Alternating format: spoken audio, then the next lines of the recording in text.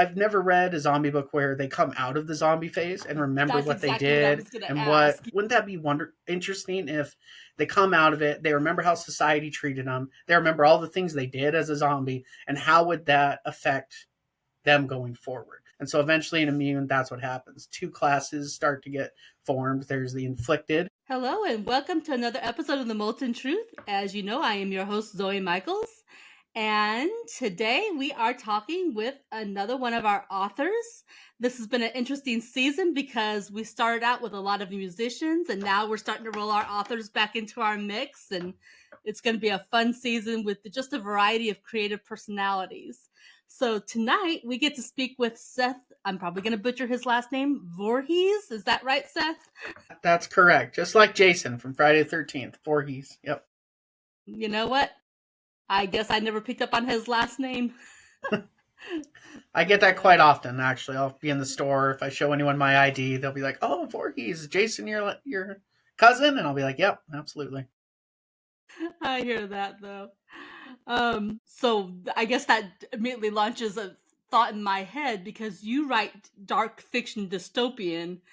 Um, is that maybe part of the influence in that direction, having grown up with that last name and that movie kind of lingering in the background, that character, or how did that come about that you just kind of went toward dark fiction? Well, actually, well, how I didn't actually. It's not my original. It's my mom's maiden name, and I changed it in college, actually, just because I never knew my father in that side of the family. So the last name was actually Gregory for the longest time. Um, Okay. So, but as far as influence wise, yeah, that started way, way young of an age. Probably the farthest back I could think is, well, Goosebumps. We all remember the Goosebumps books. Those are my favorites. I Yeah. read those obsessively. I even wrote on a piece of paper, like, oh, if I created my own books, what would they be called? And I had this whole list of, I never wrote them yet because they were, I was young at the time and didn't have the real idea to how to actually write a book, but it was just a cool idea. And then I also remember in probably around fourth grade, I had a great friend named Paul, and we had a bad habit of when we spent the night at each other's house, mostly my house. We'd drink Mountain Dew and we'd stay up all night watching scary movies that we probably shouldn't have been renting. But back in those days when you could rent a movie, you just walk up to the counter and the guy would be like, "Do your parents give you permission?" You go, "Oh yeah, absolutely. They don't mind." And they're like, "Oh okay," and they didn't care. They just let you walk out the door. Such Video different stores for those of you times. who remember them. Yes. Yeah, remember those? Oh, Yeah, Blockbuster and yeah. yeah. Some people probably aren't going to remember those, but yeah, good times movies. But yeah, that was definitely the biggest influence was Goosebumps, and then just watching that stuff. Yeah, Friday the 13th was one of them. That was definitely when I saw Pet Cemetery at way too young of an age, and I remember that movie just scaring me. What is it with Zelda? I think it is the sister has the bad back, and it's just that scared me to death. That scene, it's still creepy. And I'm 40 now, but definitely that's how the influence started. Yeah. So, at what point did you then begin to actually start developing your writing skills and decide that at some point you were going to be published? How did that journey work for you? Yeah, so like I said, my journey started when I was young. When I was 18 in high school, I wrote my first actual novel, and I was doing it just more to see if I could, which I did. And I looked at it years later, and I was like, well, this wasn't a great story, but at least I tried. Tried my Gotta best. It start wasn't somewhere. until I know, right? For sure. It probably wasn't until about 7, 8 years ago, I want to say, maybe closer to 9, that I finally got into writing as an actual, think of it as actually something I could do for a career. Like, I've always enjoyed writing and I need to get back into it. So that's when I really started it. My first book, Immune, was the one I wrote. Basically, getting a thought off of The Walking Dead. Remember when The Walking Dead and Fear of the Walking Dead was like at its height? And I just remember watching an episode and going, I'd love to write about a zombie book, make it different than all the rest, because that's when everybody was writing about zombies. Like it was, it's kind of the cool thing to do at the time. And so yeah, I had to come up with creative ways to kind of get past the normal narrative that gets done exhaustingly to death. I was like, I gotta do something a little bit different. But yeah, once it really got into focus, I was like, I really would like to publish it. And I didn't know anything at the time. I'd heard about self publishing, and that's the route I took. Still self published, but eventually down the road, I'm hoping to go the traditional route as well. Absolutely. So when you and I met a few weeks back, I remember you talking about, this was all pre-COVID. This was around the time of the Yes. swine flu 2016 that you kind of came up with this idea. So let's talk to the audience. Tell them about Immune, the ideas, that went into that story. Yeah, absolutely. And yeah, Immune was multiple ideas over a time that kind of just eventually gelled together. Yeah, so the original premise was, so I remember during swine flu, for those who remember it, it's been so long now, it feels so long ago. Um, and I remember going on a walk one day and just thinking, what if it'd be like if you were totally immune to some virus that caused so much destruction and was creating havoc around the world, and yet you were immune from it, so you were perfectly safe, you had no anxiety over it. But what would it feel like to watch everyone else who wasn't immune have to perish and die and survive? And what would that feel like? What would that journey um, be about, and how difficult would it be? And eventually I tied it into blood type A positive, which is my blood type, by the way. I didn't like come up with that real creatively. It was just, oh, what's my blood type? A positive. Okay. So that's what I did. Those who are A, and that's how it is in the story. Those who are A positive are the immune. And so I told you earlier about just watching an episode of The Walking Dead and all of that. So I stuck with that swine flu idea. That was in my head for how many couple of years, because it wasn't until I think 2015, 16 is when I wrote Immune. And so swine flu was little before then. So then when I did The Walking Dead, or thinking about zombies, so that's when that idea came to my mind, came back. My brain kind of just spit it out and said, "Hey, do you remember when you had this idea?" I'm like, "Oh yeah." So then I tied it in with that. And then as the story built and kept growing and growing, I had more ideas that just came to me, and I tied into them as well. Yeah, definitely the one. Okay. Oops, sorry, go Oh, ahead. go ahead. No, that's right. I was going I to just say thought the it was one great idea I had was just because I was saying I didn't want it to be like a normal zombie book. I mm-hmm. wanted it to be different. So eventually I had the thought of how I've never read a zombie book where they come out of the zombie phase and remember That's what they exactly what I did was going to and what. ask you. Yeah, and that's how I came up with that. I was like, oh, wouldn't that be interesting if they come out of it, they remember how society treated them, they remember all the things they did as a zombie, and how would that affect them going forward? And so eventually in Immune, that's what happens. Two classes start to get formed. There's the inflicted, and I know a lot of people are going to say, isn't it supposed to be infected? I'm like, yes, it is, but we're going to call them inflicted just for the sake of the fiction. But yeah, the group is the inflicted and then the immune, and then there's a lot of back and forth between how they interact with each other, treat each other. Eventually, the inflicted get the edge, and they start rebuilding society at a much faster rate than the immune do. Yeah, and it becomes a pretty good narrative. It just kind of kept going. I had to make some changes here and there, add some more characters as I went. Mm-hmm. So, I hear this, and while I can tell it's a very different type of story, I feel like there's maybe some influences, maybe from like H.G. Wells, maybe some influences from, I forget who wrote like The Planet of the Apes, but I feel like there's like little bits of influence from those also types of stories, even though yours is very different in the important ways. Is that were they influential at all in your thought processes? A little bit. Like I said, on top of The Walking Dead, obviously. One of the do you remember the movie Outbreak? Dustin Hoffman and Yes.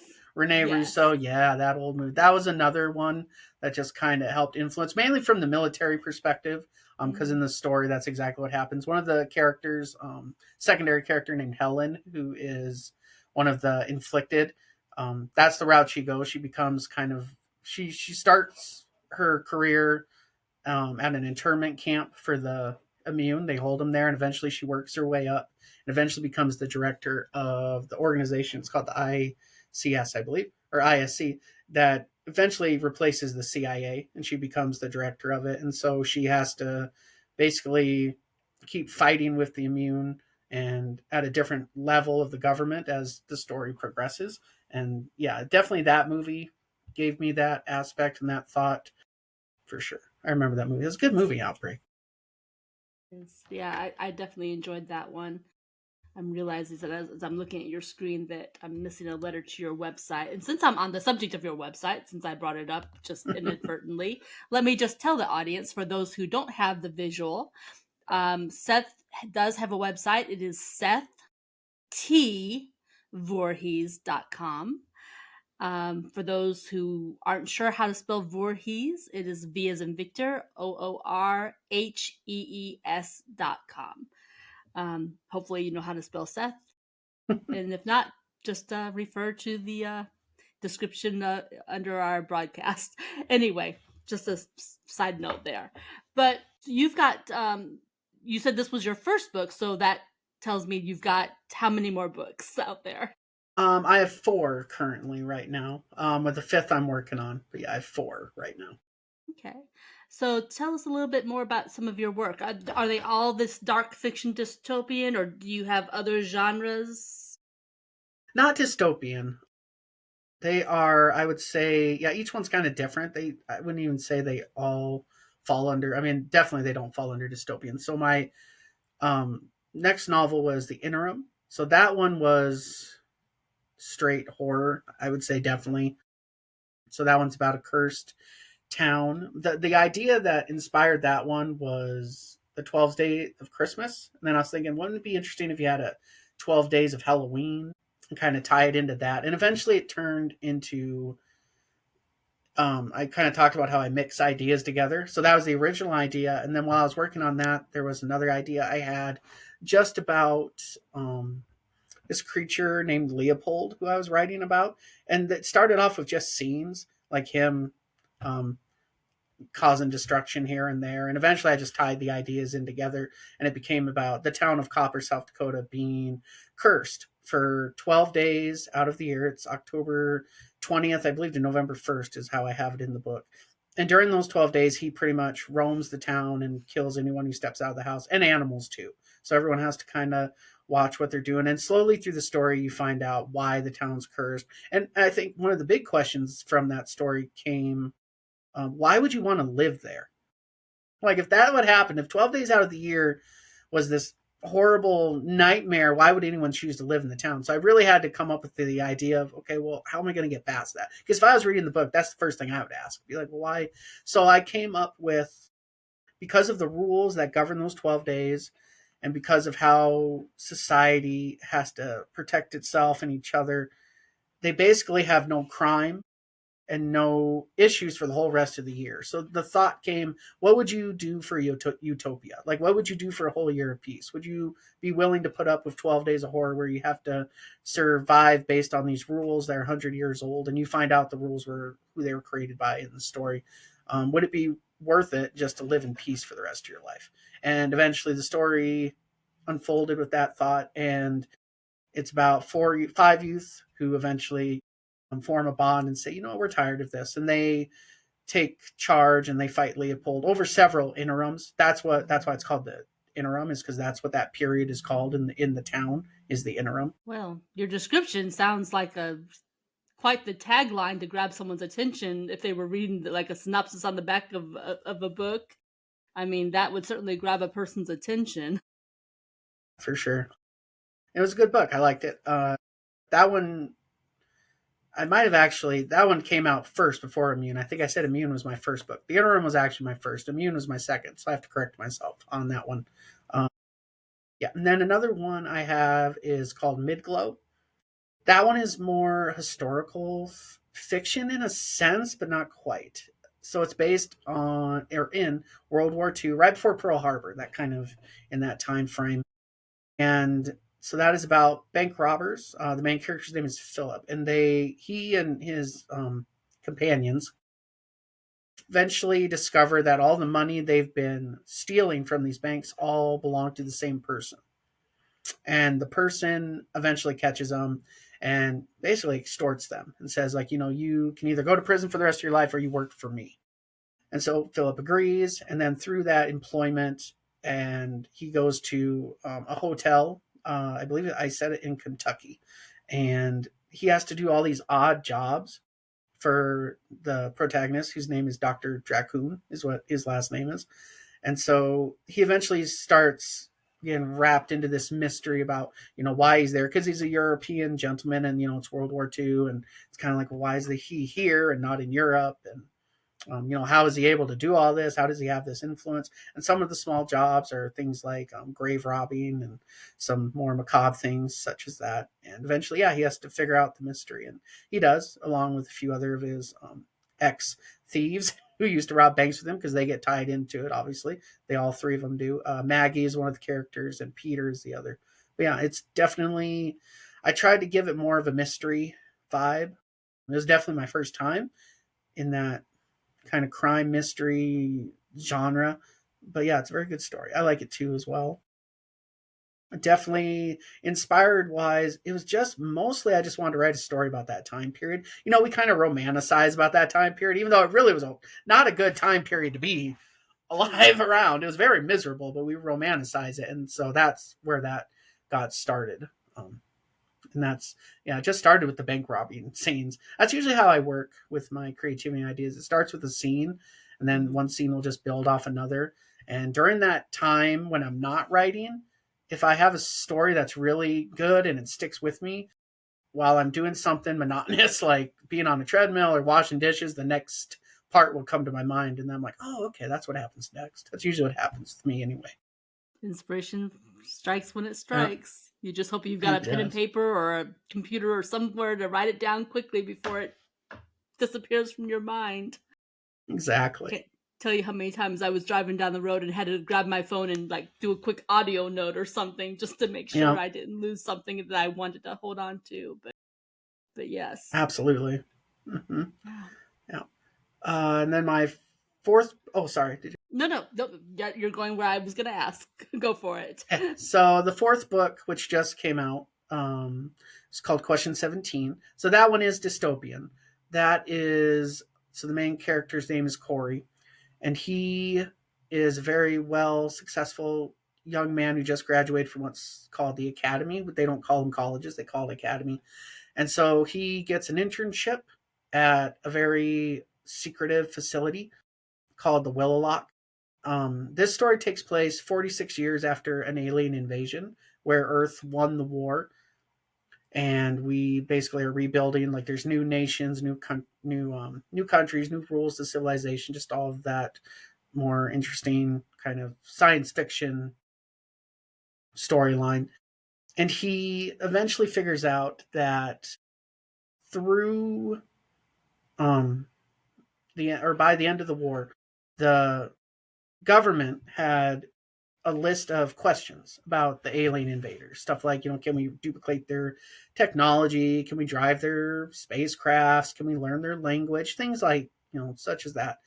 And only one question remains, which is question 17. And so he goes through by becoming involved with the director and the higher ups in the facility, just what that question's about, what it means, how they're solving it, and eventually how it's going to affect his future and the future of the people on in the facility. And yeah, I don't want to give away too much, but right, basically it's total story. I mean, it's a great title because it grabs like, what on earth is this question 17 and why is it so important? Because it's, yeah. So that one's definitely more dystopian, more.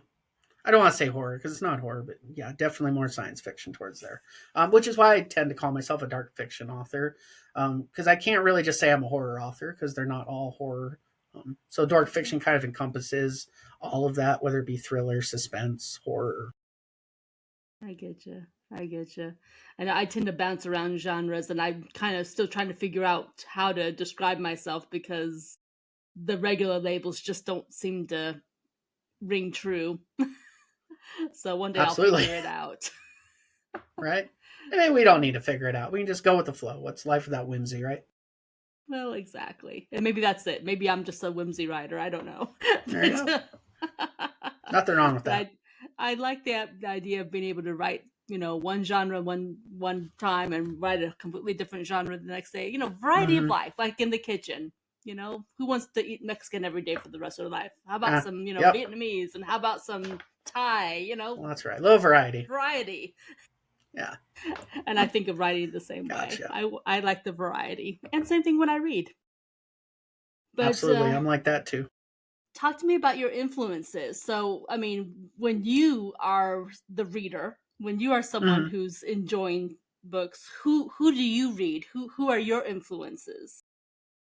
Like I mentioned earlier, with R.L. Stein, Goosebumps was the original. Obviously, Stephen King had an influence during my adolescence and later years. Currently, right now, the biggest influences I would say, well, one is Jennifer McMahon. I don't know if you've read her books.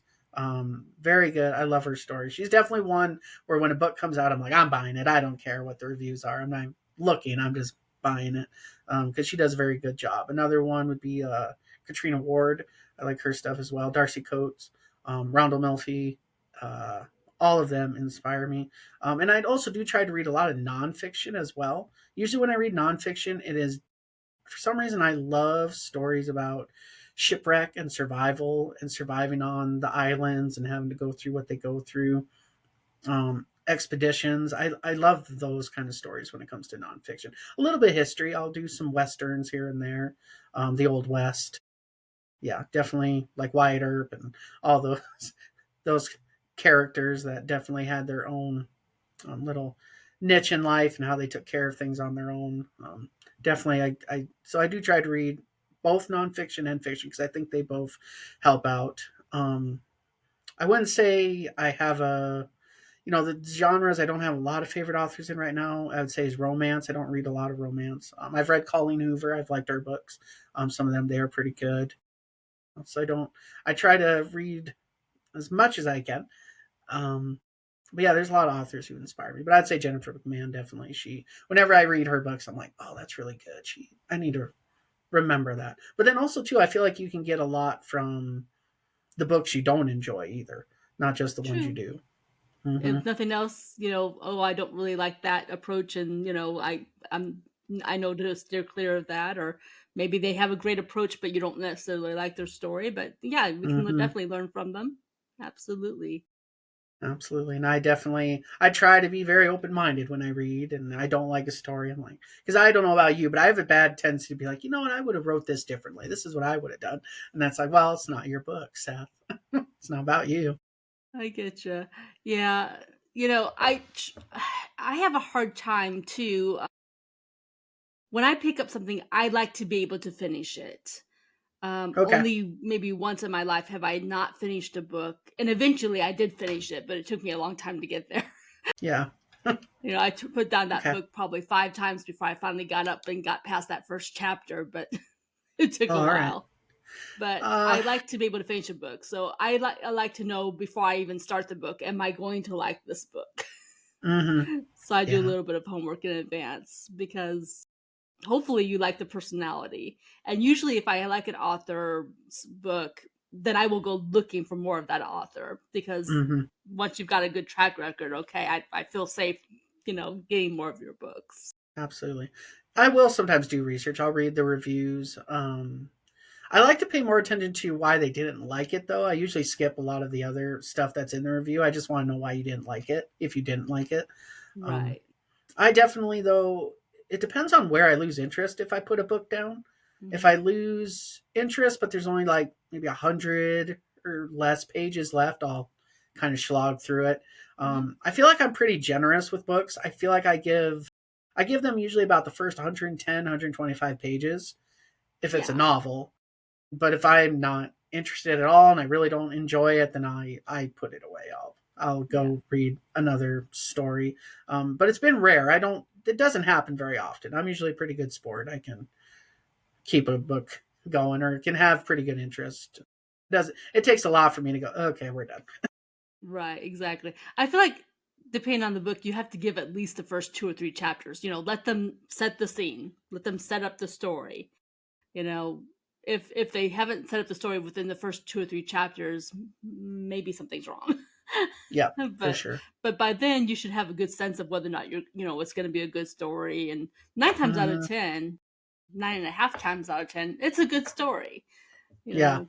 Absolutely. So Are you picky about endings, or do you want it just to be satisfying? Like it doesn't matter if it's happy or not, as long as it's satisfying, then you're good with that. yeah, I think that's where I would come from. I like a satisfying ending. If you're gonna give me a cliffhanger where I have to wait for a second book, make it a good one. Right. Absolutely. Make it worthwhile. If I know there's a cliffhanger in advance, I will wait for the second book to come out, so I don't have to wait Right. too long. There was a author, Bella Forrest.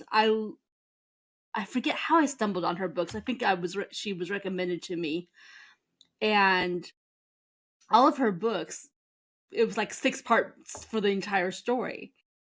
And thank goodness all of her books were out, because no sooner did I get to one, I was like, oh, but I need to know. Yeah. Which is a Right. good sign, right? That to me, that's a good author. Like, That okay. is for sure. So thank goodness she had all of her books out, because I would have gone crazy waiting like a year for the next book. I want to Right. know now. You just wanted to learn. Absolutely, I agree.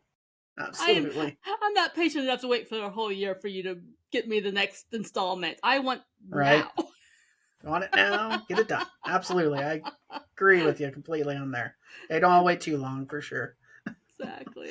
Yeah. And Exactly. I'm not too bad with endings, like I said, as long as it's satisfying. The only thing I'll admit I'm kind of a stickler with is I don't like if they kill the main character at the end. Even if it satisfies some greater purpose, or like, with their death they've accomplished this internal peace or habit or whatever. I still don't like it. Don't kill the main character though. That's the only ending that bothers me most of the time. Yeah. Yeah. Yeah. I mean, sometimes it's unavoidable, but again, if you have to do it, try to do it in the most satisfying way possible. Make it Mm-hmm. make sense. Yes. And especially if in my mind, unavoidable would be like your historical fiction or something based on historical type thing. Hopefully, it's avoidable if you're writing fiction and it's, you're creating the world. Hopefully, it's avoidable. Um, Absolutely.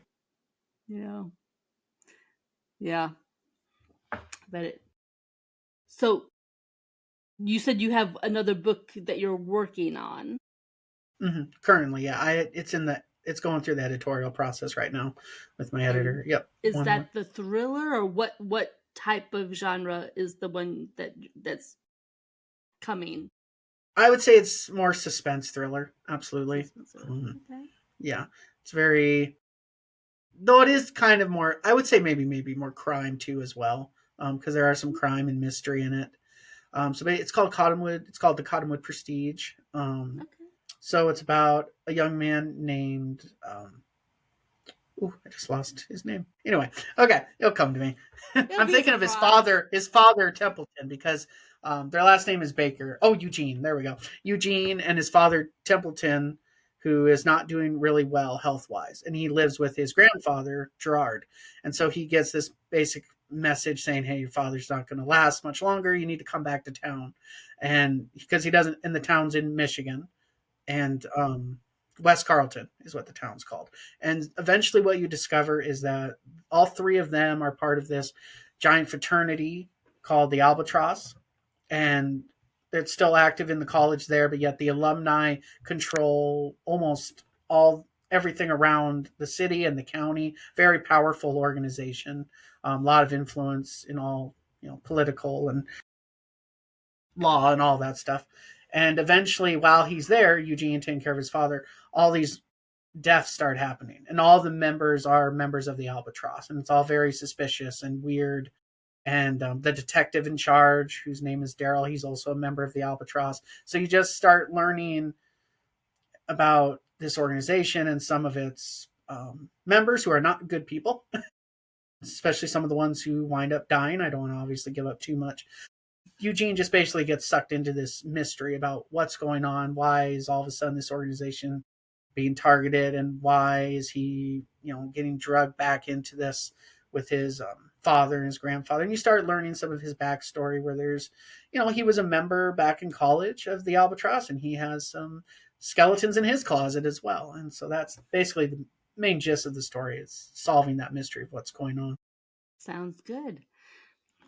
So, when you go through your writing process, like how long does it usually take you from the time that you first think of the story that you want to tell to the writing and then gain it to your publisher? Like what's the length of time it usually takes for you to get from start to finish before your book comes out? So I'm not a plotter. I don't structure everything ahead of time. Like I said, I'm more of a seat on my pants, go by the seat of my pants and just write. I try to keep up with a writing goal of 1,000 to 2,000 words a day. Try my best anyway. You know how life is. Sometimes you can't get it done, but I do my best. And usually you can get, 70, 80,000 um, word draft in about 3-4 months if you stick to that goal. So that's usually how long the writing process takes, just the first draft, just to clarify, just because I just write and just kind of, like I said, go on the seat of my pants.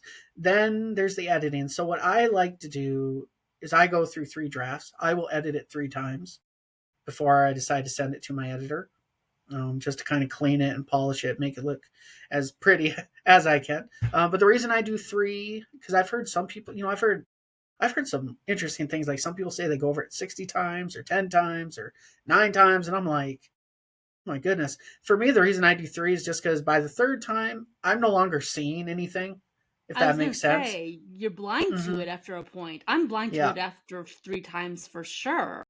Yeah. So then that's when I give it to my editor. My editor then goes through it. That process, depending on what I can afford, um, may take a few more months. So usually it's about a year, I'd say at least, before it really gets to the publisher. Now things have changed a little bit with in regards to publishing. I've actually gone through several publishers with my books. These 4 currently, other than Question 17, sorry, the other 3, they're all on second editions right now, because all 4 of them are published through Ingram Sparks Publishing. I was kind of late to the ball game about hearing about their publishing company, which is good because they have the that buyback option in order to get your books into bookstores. For your audience who don't know, Ingram is like the most popular distributor in the country, and so basically, I'm taking the place of the publisher by going through them through their self publishing. But anyway, yeah. So my first book, The Interim, was through Archway Publishing, who was with Simon and Schuster. They're kind of attached to them. That came out in 2017 or 16. And then Immune was with Written Dreams Publishing. It was another publishing company in Wisconsin, Green Bay, actually. And Midglow was also contracted through them, but it never got published at that point. So while I was working on Question 17, what actually wound up happening is with Red Dreams Publishing, there was just some other outside things going on with the organization. And eventually I got the rights back to those 2 books. And then at the same time, I was sitting there going, I'd really like to get the buyback option for those 2 books as well as Question 17, because Question 17, I was looking for a publisher at the time. And then I heard about Ingram Sparks. I'm like, okay, I'm going to publish through them. And I'm like, well, if they get the buyback option, I should do it to Midglow and Immune as well, since I just got the rights back to them. And then I thought, well, what about The Interim? So I got in contact with Archway Publishing and said, hey, is there any way I can get that buyback insurance or option? They go, no. And I'm like, well, can I get my book back then? And they said, oh, yeah, no worry. Here, fill out this form, which is way more easier than I thought it was going to be. I was like, okay. So I wound up getting the rights back to that book as well. So now all 4 of them, like I said, I published them all within about 2-3 months through Ingram Sparks Publishing. I kind of reviewed them and went through them again and just did second editions. And then, like I said, this 5th book, I'm actually hoping I want to try and go the traditional route with that one and go through with agents. I've done that process before with Immune before I published it with Ingram Sparks. But yeah, that's my next goal, is to get the traditional route. Absolutely. Yeah. Yeah. I'll be curious to hear about your journey where that's concerned with the literary agent and all of that. Because I mean, the nice thing about self-publishing is that you're not waiting for permission. You just, you get it Yeah. published and get it going. But there's so many advantages I've heard about with having an actual literary agent. So far, I'm still in the self-publishing camp, but I've been keeping my Yeah. ears open and talking to different ones. Yeah, So, both have their plus and minuses. And from the people I've heard, some people say, well, just stick with self publishing. And just some people say, yeah, but, traditional is nice as well, just because self-publishing is expensive. It's It spendy. is. It So the absolutely process is. moves a little slower. As much as people say, well, it's faster, it's like, well, not really when you can't afford a lot. Exactly. Yeah. Pluses and minuses, you just have to make the decision. And the truth is, you could end up spending a lot more money self publishing, especially if you don't know who to trust. There's Right. so many places out there that will try to take advantage, calling themselves publishers, and Absolutely. they're not publishers at all. They're Absolutely. what? Wolves in sheep's clothing. Yeah. So, Yeah. yeah. They try and just get some money out of you. But if Exactly. Conwood doesn't get through, if it winds up not going the traditional route, then I'm going to publish it through Ignorm, just like I did the other one. So that's my plan. So that's the backup. Absolutely, and that's just the thing. At least there are some solid routes to get it done. Thank goodness for Ingram Right. Sparks, and I think Lulu and Mm-hmm. when in doubt Amazon, but Ingram Sparks I do know is the biggest. So yeah, it works. Yeah. Free So plug. Send me a check. No. so aside from your website, does Mm-hmm. the Ingram Sparks are they putting your books actually in the bookstores, or is it online only that people find your books? How are people finding your books? Currently, currently they're just online. Like if you go to Barnes and Noble, Mm-hmm. Books a Million, any bookstore that you're a fan Mm-hmm. of, you can just go Mm-hmm. online and get them, and Amazon Yeah. obviously as well. Mm-hmm. I am reaching out and working on getting them in bookstores. I do have a bookstore currently in Rapid City. That's where I live. Monarch Bookstore. They have my books. They just got a Barnes and Noble open. It hasn't been open for very long, July. So I am working on trying to get my books into that one as well. So I am working on getting them into bookstores for sure. I do have a Sounds publicist and he's helping me out with that as well. So that is the plan, is to get them more into bookstores. But at least you can at least order them. So if you don't see it, you can walk up to your clerk at any Barnes and Noble or whatever bookstore you had and say, "Hey, can you order this book for me?" Yep, that is the beauty of that's the it, next process. absolutely. And then of course all the indie bookstores. Thank goodness for those as well. Um, so we're at the point in our program where we pull out the random question from the previous Oh, guest. okay. So the previous guest um, wanted to give you kind of a hypothetical situation. So he said that imagine that you are on a highway. And as you exit the highway, you notice that there is a car sitting there on the side of the road with its hood up. There's a lady looking down into the engine. Do you stop or do you keep going? And why? That's an interesting question. Um, that's good. I think it, well, probably depends on the highway. Do you say highway or interstate? Highway? Yeah, he said you exited the highway. Probably, yeah, to the exit or ramp or however you want to visualize that. Right. Okay. Um, I think, for me, it depends on where we're at. If it's the middle of absolute nowhere, I might pull over just to check and say hi. If it's a really busy highway, we're in a very big city area where there's a lot of people, I might not, just because I'm probably thinking, well, maybe they already have someone. Um, I want to try and answer that without sounding like a jerk. um, yeah, that's a These interest. days, It just depends on, because these days it's so hard to really answer that. 20 years ago, yeah, I do live here in the Midwest, and we are usually pretty good about helping each other out and trying to help if it looks like a situation that's stuck. Now, if it was a blizzard and I was driving home and she was pushing her car and struggling, I might get out and help. Just yeah, because you're in the middle of a blizzard, it's cold. If it's a nice, warm, sunny day, maybe not. That's, yeah, a hard question to answer right now. I think these days, because a lot of people also don't want help. I don't know if you've noticed that. there's that A lot of factor, people just or want there's to do it even on their this own. possible safety issue because maybe she's not alone, maybe it just appears. Yeah, there's so Yeah. many scenarios. Well, and there's, yeah. And safety was the other one I was thinking, because I Mm-hmm. have a vivid imagination. They might be just trying to con me out as getting out of the car or something. Yeah. I would say I'm probably more apt to help a guy if I see them and they're struggling, just because I think I can relate more, if that makes sense. I don't know. Hmm. Yeah. It's a good It is an question. I interesting don't know. question. Yeah, because I even have to ask myself, would I even stop? And I think in my case, I might I might have to maybe stop further down, maybe call someone, like a local police, maybe someone to help them, someone who's going to take the right Yeah. precautions. Yeah, don't think I would want to leave Right. them stranded if they legitimately need help, but I wouldn't want to take the risk because of safety. But I had to think about that one Well, then I'm myself not a. because there's too many factors. You just don't know. There are. Well, I'm not a mechanic, so really, I'm not going to help you anyway. I can't. I'm not going to be able to help you because I don't know what I'm doing. So that's part of why I might drive away too, because I'm like, I don't know what I'm doing.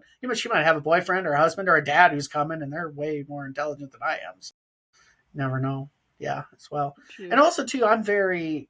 I think I'm very cautious of the fact, or not cautious. Well, I am cautious, but I'm also very aware of the fact that, and I think maybe it's because I've worked residential settings for so long. I'm very aware of the fact of being a white male with a beard. Um, there's a lot of like, oh, I don't want that guy coming near me. You know, there's so many times where I've worked with youth and they're like, you remind me of a police officer in town. You remind me of an uncle who I didn't like. You remind me of, so I'm very conscious of aware of just the fact of me being a white male. That might actually make them more nervous. That might actually make her more scared. She may not want me to come across. One of the most humbling experiences I have is with my current job. We have a lot of grant conferences and events that we have to do, and they're always in the South. They're always in the South, which is great because it's very humbling to be the person in the room and be the minority. When you're the white male being the minority, and 9% of that room is having issues where it's like, okay, historically my people created all this, so but even when they're friendly and helpful, you can tell there's always a little bit of wanting to be a little distant from me just because I'm sure there is personal experience. So I think that factors in a lot of too of why I might not help her out Yeah. or even him, just Yep. because of that.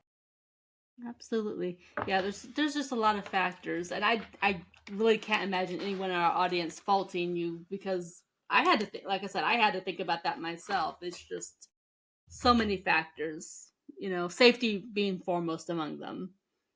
Yeah. But Well, nowadays, when you scroll through TikTok, I could see a lot of people, uh, females saying, "Well, I'm strong, independent woman. I don't need your help. I don't want your help. So go away." It's like, oh, okay. well, and most people have a cell phone, so there's usually a Yeah, way to for call sure. for help.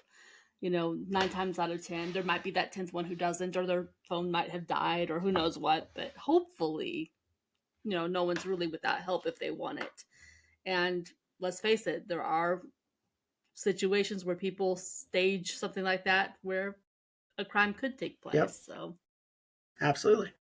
So did you have a question for our next guest? I did. So mine was, so I got to read it here. Sorry, hold on. Okay, if That's you fine. picture your mind as a museum, what would all of the exhibits look like? Like, would you Interesting. have an exhibit for your imagination, your creativity, your anger, your emotions? Would you have it for your family, your academic life? But what would those exhibits look like? What would the museum in your mind portray if we just walked into your brain and stepped into it? Sorry, that was a long question. I could That's an slow it down a interesting little bit. question, though. Just like to sit there and visualize that question. I mean, that's like something out of a cartoon. I mean, the visualization of that. I mean, that's amazing. So I'll go back later and replay this, and I'll write that down proper. But I've got the gist of it. So, Okay. but very cool. Thank you for that. Our next person, I'm sure they'll enjoy visualizing that question as much as I enjoyed it, and I look forward to hearing how they'll. If I hope that they'll like do that question justice and really maybe describe at least one exhibit. That'd be so cool if they do.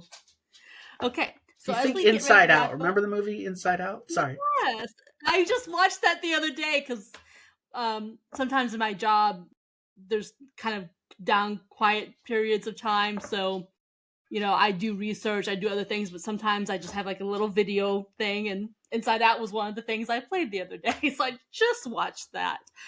Um, but yeah, anyway, neither here nor there, but you mentioned it. So as we wrap up, do you have any last things you might want to share with our audience? Any last thoughts? Any advice? Any kind of anything at all?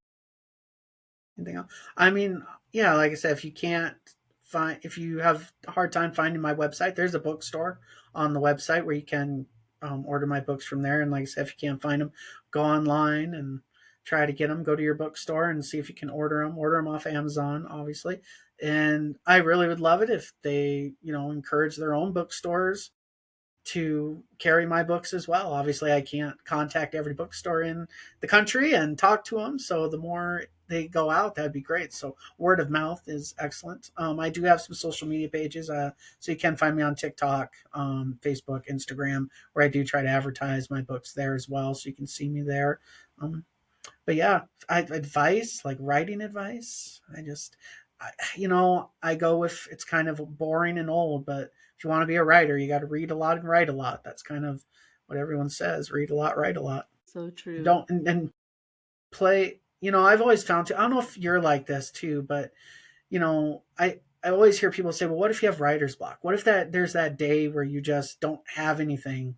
Then what do you write about?" And it's like, well, play games and do write. I like to go by the alphabet. Like I'll be like, A is for absolute. I have absolutely none to write about today. Today is a boring day, and just go through the whole alphabet until you get your word count. Like not every day has to be a grand masterpiece. So just do it.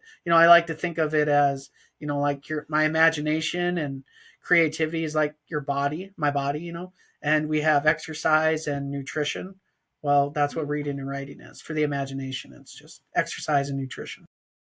Absolutely. It's probably the mental equivalent of a piano someone who plays the piano doing the scales. They just keep limber and playing the scales, then gets them ready for whatever music they either play or potentially compose. So there's probably a comparison Absolutely. there. But very cool. Really good. Well, thank you so much for joining us. We're going to wrap this up, and just thank you again for being Yeah. here. Well, thanks for having me. Appreciate it. Welcome.